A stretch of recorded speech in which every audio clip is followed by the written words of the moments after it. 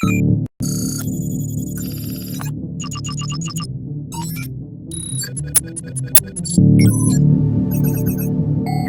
folks, welcome to Watchmen of the King channel. My name is Dan, and this channel is designed to bring you news and events from around the globe, things that look at the Bible and match them up and give us a hope and a joy instead of a fear and trepidation towards what we're seeing out there, because our Lord Jesus is coming back very soon. He's going to come back. There will be a pre-tribulation rapture. These things aren't up for debate on my channel. There is enough evidence to show us that he's going to take his bride out of the world first, prior to tribulation beginning. Okay? I did need to get on today to discuss something very specific because it's blown up in prophecy circles, okay? And so we have Tyler and Barry on one hand, and I'm going to say names, okay? And they've come out and said that the SDG summit here, oh, it looks like I'm maybe too loud for everybody. I don't know. We'll see. We're just looking at the levels here. Okay. The SDG summit coming up in September 18th and 19th this year could be the covenant with many. Okay. Then on the other hand, we have Jonathan Bretner and Lee Brainerd, who have both come out. Jonathan actually wrote an article. Pete Garcia linked to it. And I'm literally just talking about all the prophecy watchers out there.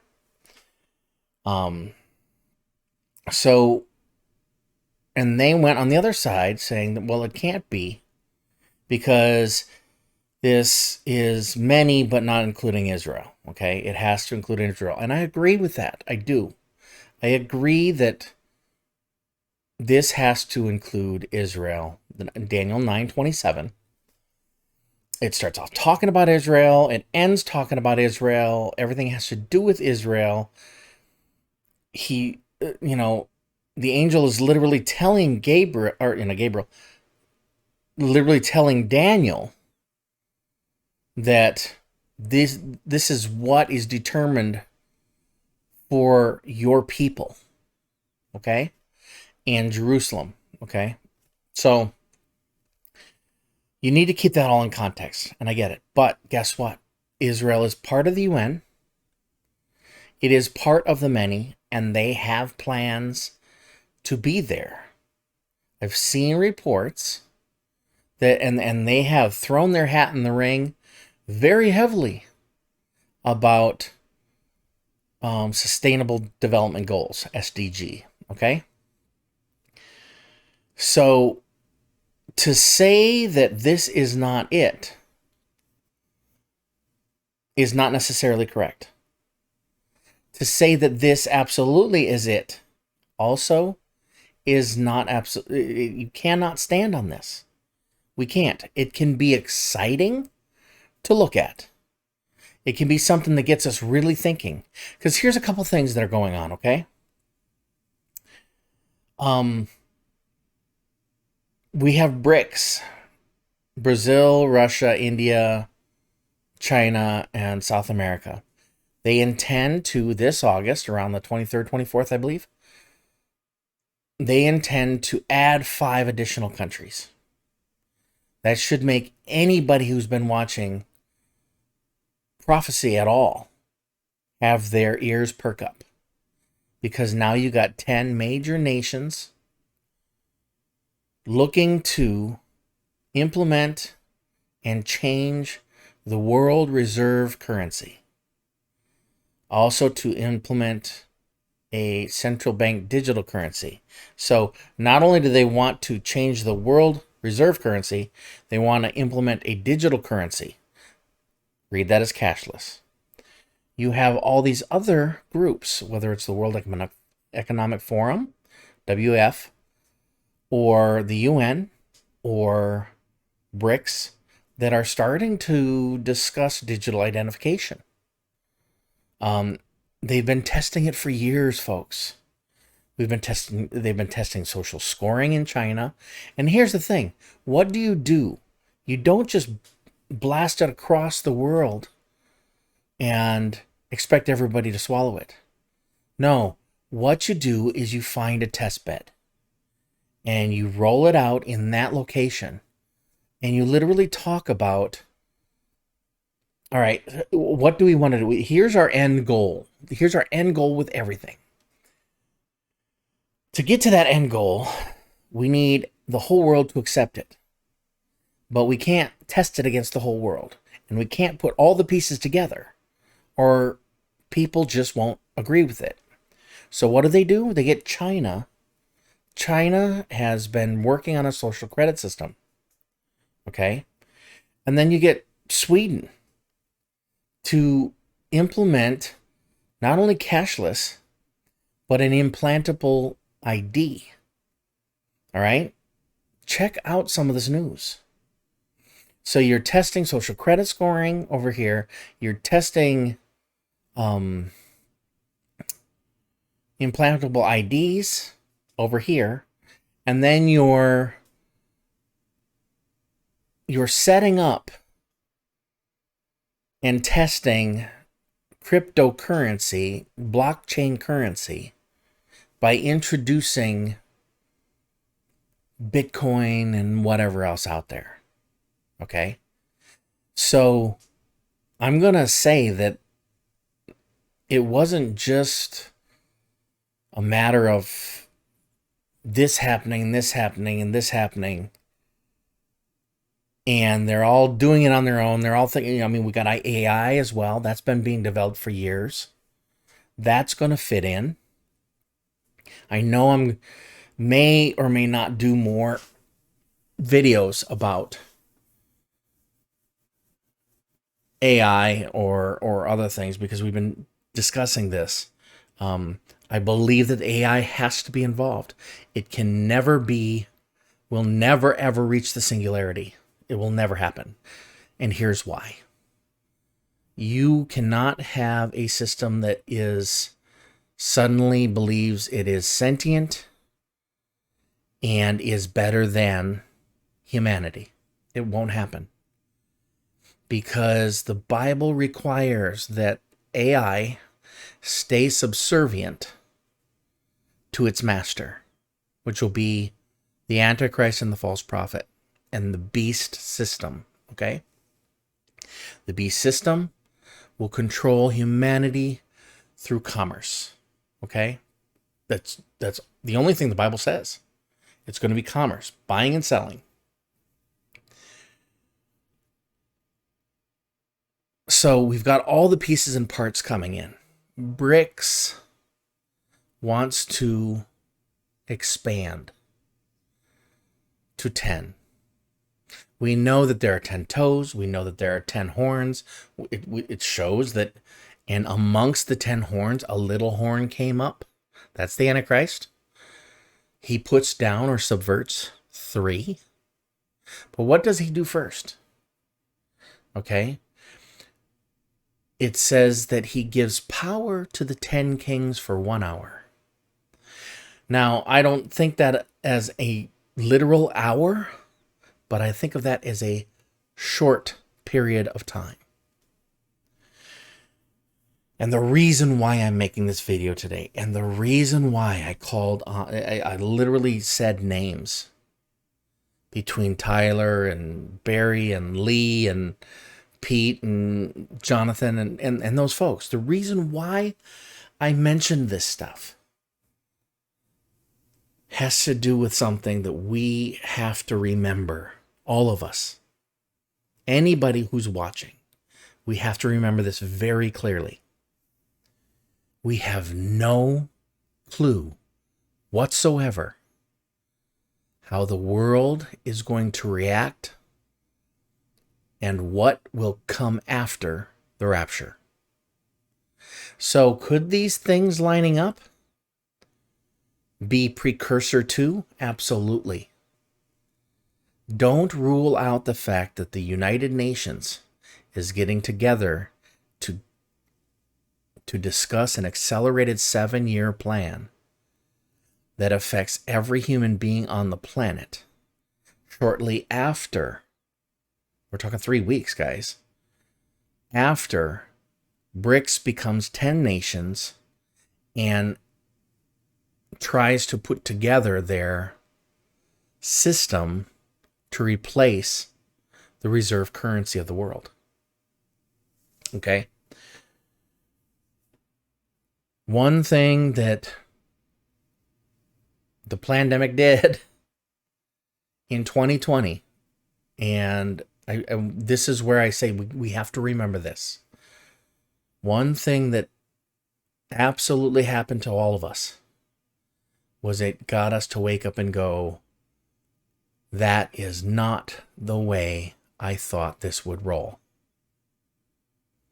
I don't think anybody anticipated how a whole world would mask up and stay inside and shut down. I don't think we even thought that would ever occur. And yet, what did we do? It was every nation on the planet put in rules and regulations and structures and thoughts and feeding the fear, and the whole world decided to march to the same drum. So when we start talking about end days, we can have conjecture. We can look down the road and go, wow, this seems really interesting, and this seems like it could be something, and it could get real exciting for us. Okay? It doesn't mean that that's necessarily how it's going to happen post-rapture. Okay? Again, we have no idea how the world's going to react to the rapture. I find it interesting, and I like to play with these ideas, right? Some people like to think that there's going to be a new wine. There's a Feast of New Wine. It's a new revelation. It's something that it's just recently been coming out, okay? And I haven't studied enough about it. It's not in our current canon, okay? I don't need that for me to be excited. I see everything else out there that shows that we're ready for the rapture, that Christ is almost at the door, that he could say, come up here any minute. So I don't need some speculation of a feast that got lost in the caves of Qumran, and the Essenes being a sect that were, sticking to the scripture more. I don't need that. I find it interesting. I find that it correlates and gets close to, I think, the 9th of Av and Tish B'Av. I think that is an interesting thing to look at. But again, now we're starting to talk about when the rapture is. I'm not so much interested in finding out when God has planned to call us home, because I don't know that I would do what's right. If you think about this for a second, think about if you sit and live in imminent thoughts about the rapture. You think it could happen anytime, every day of the week it could happen. Fine. But what does that do to some folks? You get some folks sitting back, spending very little time leaving the house. They kind of go into their bubble, and they're just going to ride it out. They're going to ride it out until the time. Okay? Or if we kick it down the road and we say, that's going to be the rapture down there. We know it's imminent, but let's say we're going to assign it to a feast day and put it on Feast of Trumpets or Feast of New Wine. Now we're going to be pushing for that day. Okay? We might be out there. We might be shouting from the rooftops. We may be talking to others like that's going to come. But what's going to happen to your zeal if that day comes and goes and it's not the time? Will your zeal wane if you land in that spot? Now let's do it one different. Let's say instead you thought Jesus could come back in 24 hours. You absolutely knew for a fact he was coming in 24 hours from now. It's not a feast day. It's not any special day. It's nothing. It's imminent. You know it's right around the corner, but it's not this very second. Imagine what you would do instead. Wouldn't you be contacting everybody? You wouldn't just be sitting back, writing it out. You know that this is going to cause, shortly after, the tribulation is going to be hell on earth.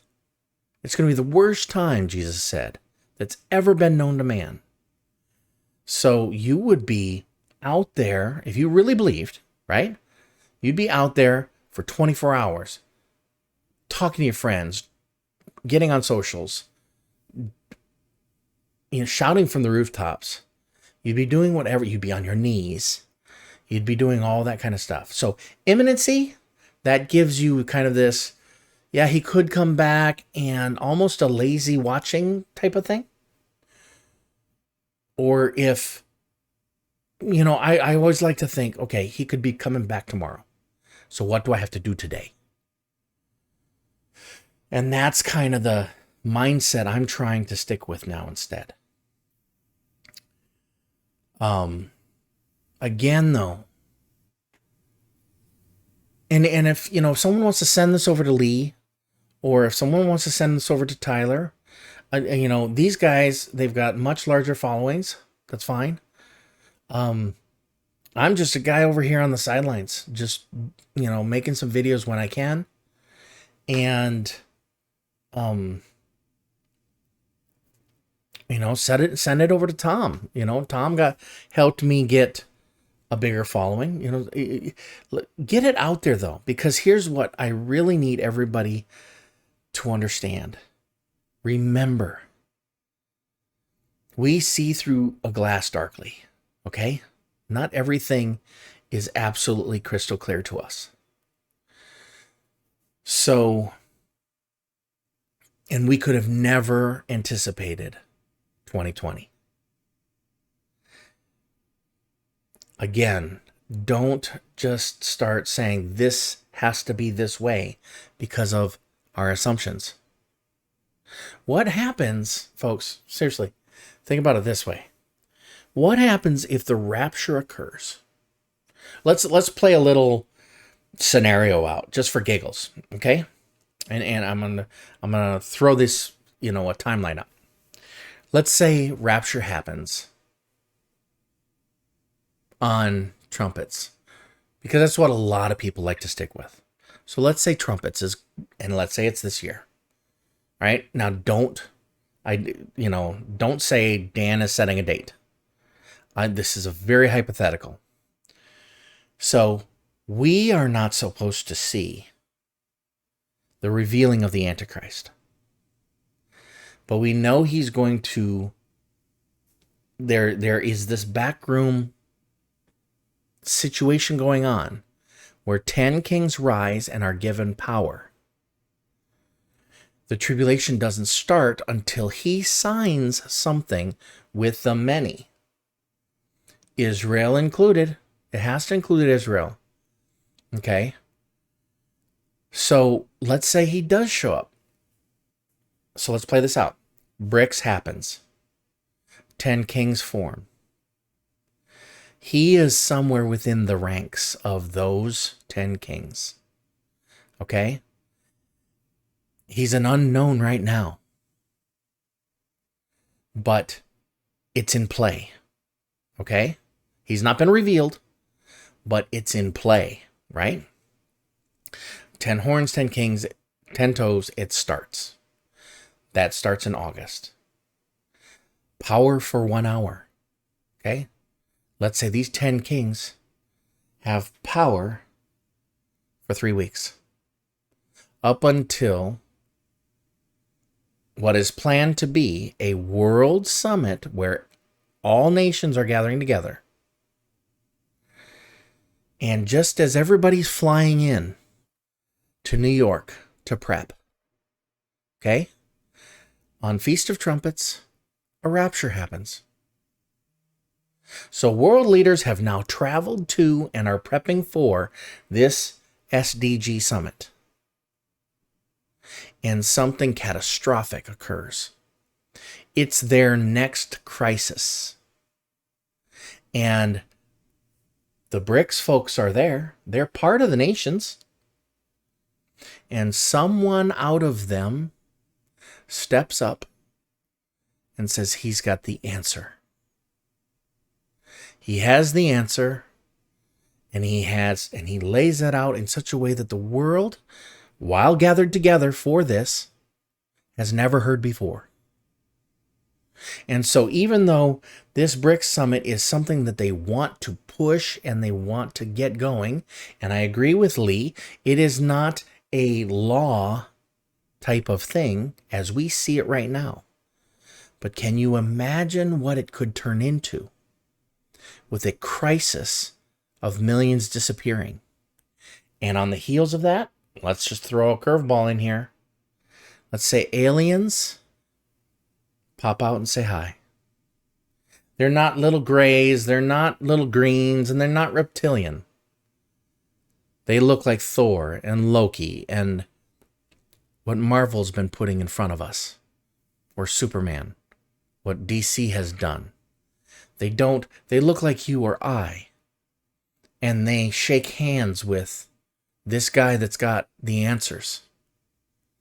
They give us the rest of the pieces of the puzzle to AI and how to implement everything. They agree that the only way for peace is to split the Temple Mount, create 2 states, put a temple there, leave the mosque there, and everybody starts to agree. Israel slaughters the red heifer that they have ready to go. I mean, it's there. We know that they're 2 months away from being 2 years of age, and they have to be 2 years in 1 day. So they're ready to go. They slaughter their heifer. They burn the ashes outside the city. They are able to now create and purify the priests and the temple implements, which they couldn't have done without these heifers. Okay, according to Numbers. So then, while building is going on, while construction is beginning on a temple, because permission's been given, because the guy with the answers to the crisis of the rapture is now beginning and has given them permission to do it. So then they start sacrificing, and who knows how long it's going to take to build the temple. They say some say it could take 90 days, but let's say it takes a year. It's not going to stop them from, once they have permission to start sacrificing, they will be making sacrifices again. It's going to happen. Okay? So then they go for that. I've not even brought up any of the wars yet. I think the crisis of the rapture is going to probably kick off very fast, flash in the pan wars. We know that God is going to protect Israel. Some people have a gap theory. Well, let's put a 1 year gap in there. What do we see happening in 1 year from now, in September of 2024, the UN is already starting to talk about that summit and some of the things that they would like to see kick off there. So a lot of these things are very intriguing to me. They're very exciting to me. And when I sit and talk to somebody face to face, when I'm sitting at church and talking with folks who maybe aren't getting it from various areas in their lives, it's exciting for them. And the dialogue is exciting. And the conjecture and the, playing this game. Like, well, what if this, and this? Sure. But guess what? Keep going back to this. What we saw in 2020 absolutely woke me up to understanding one thing. That I don't understand everything God has planned. I don't care how much time I spend in His Word. Curveballs come in and you just go, wow, I did not expect it to be that way. You want to talk about the mark of the beast for a second? Here's something that hit me. I haven't said this yet. I've talked to maybe a couple people about it. The mark of the beast. Here's what makes sense to me. Why the forehead? Why the hand? Because by the time they get the beast system in place, there's going to be the super rich and there's going to be the rest of the eaters. There's going to be the people who just do the grunt work. Well, what is Neuralink? That is going to be an implantable chip in the brain, FDA approved. Musk is still working on it. But guess what? I'm thinking that the reason why it's the forehead or the hand is because the forehead is the people who can afford to implant something like Neuralink. They can record their memories. They can control things. They can talk to each other through thought. This thing is advancing as fast as you can imagine. But only the wealthy are going to be able to afford that. I still need to figure out what that's all about and why I lose the camera. Anyway, where was I? The rest of the folks, the rest of the people, they're going to get it in their hand. And that's going to be easily mass produced, and it's going to be easily given to a majority of people. While anything implanted in the head is going to be for the elite. Because it's going to come with a whole lot more bells and whistles that they think is going to make them gods. So these are things to think about. These are things that swim in my head. It doesn't mean that it's going to play out that way. I find it fun to play with these things. I find it fun to discuss these things. A lot of times I'm by myself. A lot of times I literally can't talk to anybody because if you really think about it, we are fringe. Watchmen are fringe. A lot of the times we're seeing things in the news that some people are still saying is conspiracy. And if we start to talk about it, they think we're nuts. That's fine. Call me a nut. I look at my Bible, I look at what God said is coming, I look at the world, and I watch for those things. Because He said, when you see these things begin to happen, watch, watch, watch. He's always telling us to watch. What is it supposed to do to us?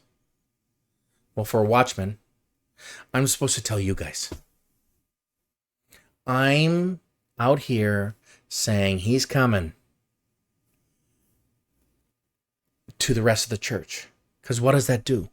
It might wake up a sleeping believer who then is going to go and talk to their friends. And I may have unbelievers that jump on this channel. Who knows? Who knows what the algorithms do to put people out there. I don't know.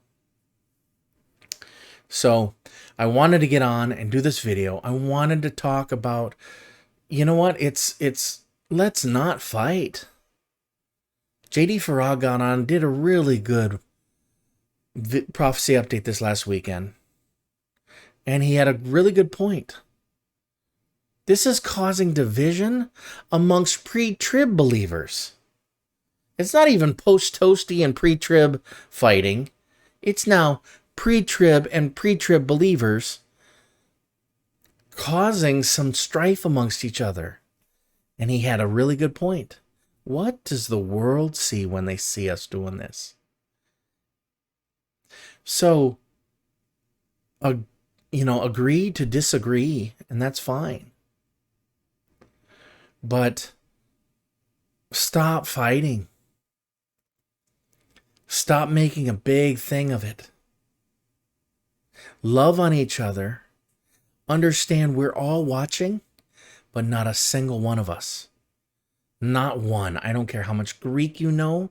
I don't care if you got your PhD.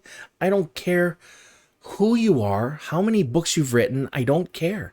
I don't care how many books you have sitting behind you on a bookshelf. That's not for anyone specific. I just happen to see a lot of watchmen put bookshelves behind them. I leave my bookshelf out there because I don't want this to be about what I've read or what I've done or any of that.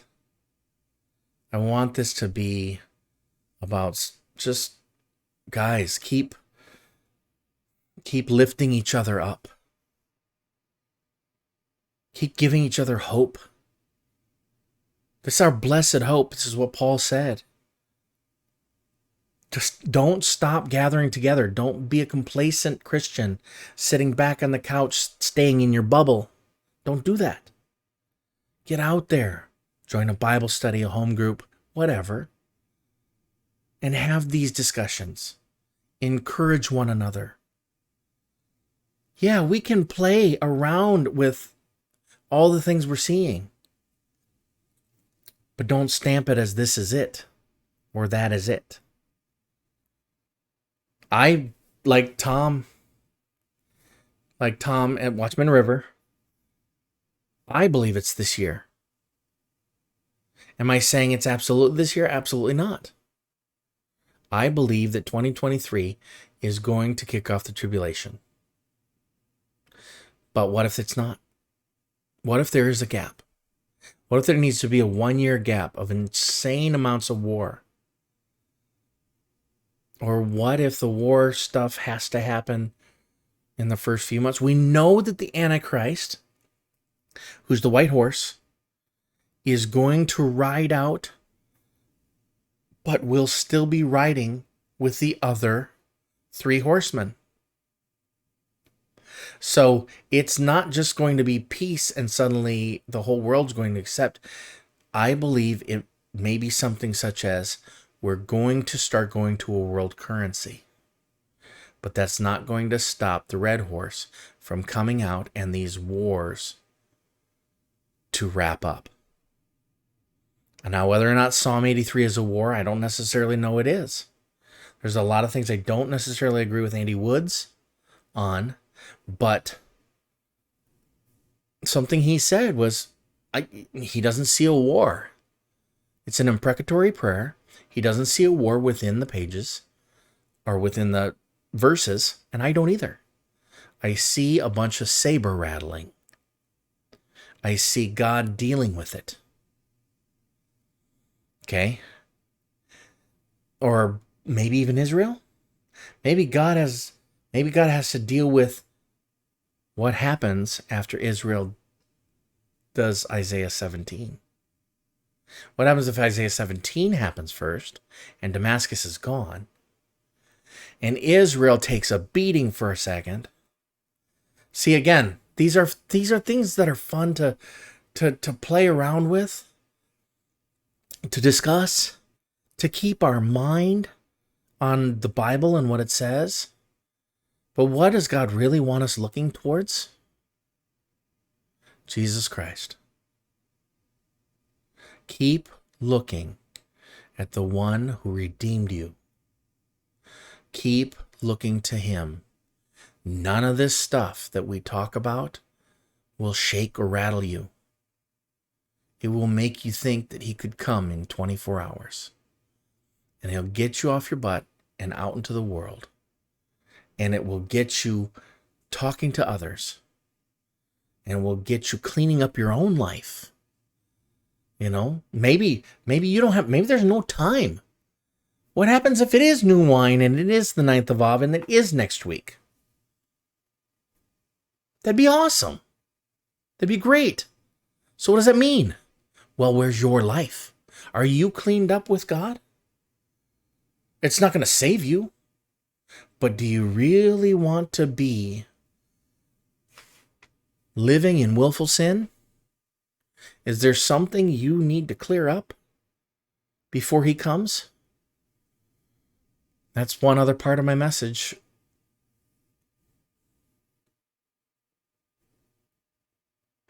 I normally don't believe in dreams and visions, okay?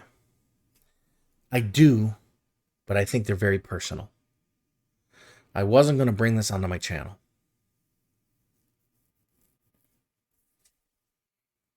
But I'll give it to you really quick. All right. I had a dream the other night. 2 days ago, maybe. And it may mean nothing, really, honestly.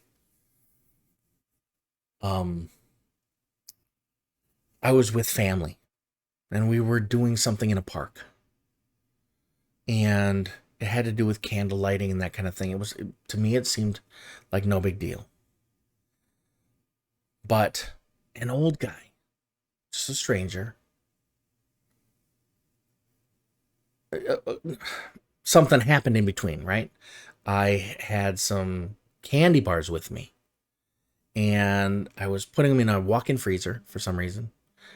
And it was one of these things where it slipped back and I couldn't reach it.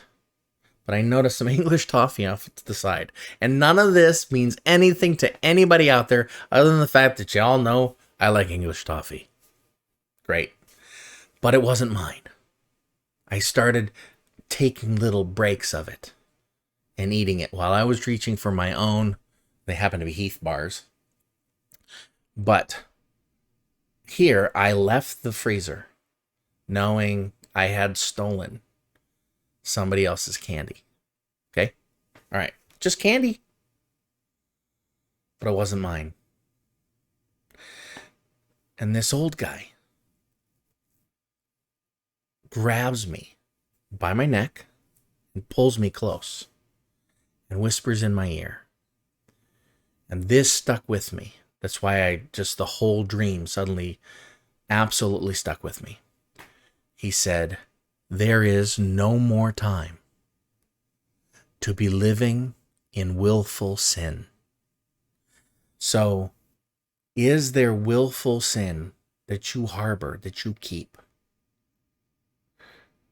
To yourself even, that you need to clean up with God, so that when he shows up and pulls you out of this world and into the clouds, you hear, well done, good and faithful servant.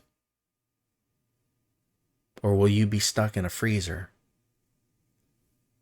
stealing somebody else's candy? You're still going to go. But I can't imagine the look on his face. I don't know. I honestly don't know. I really hope this video blesses somebody out there. I hope you all are ready. I hope this video, you know what? Subscribe, like, and share. Really, honestly. You know, if my content blesses you, put it in front of somebody else. Let's get the message out there. Jesus is coming soon. Don't live in willful sin. Have very enjoyable conversations with each other about what the end times timeline may just look like. But keep your eyes focused on the one who redeemed you. Jesus is coming soon. Hope to see you in the air. Have a great day.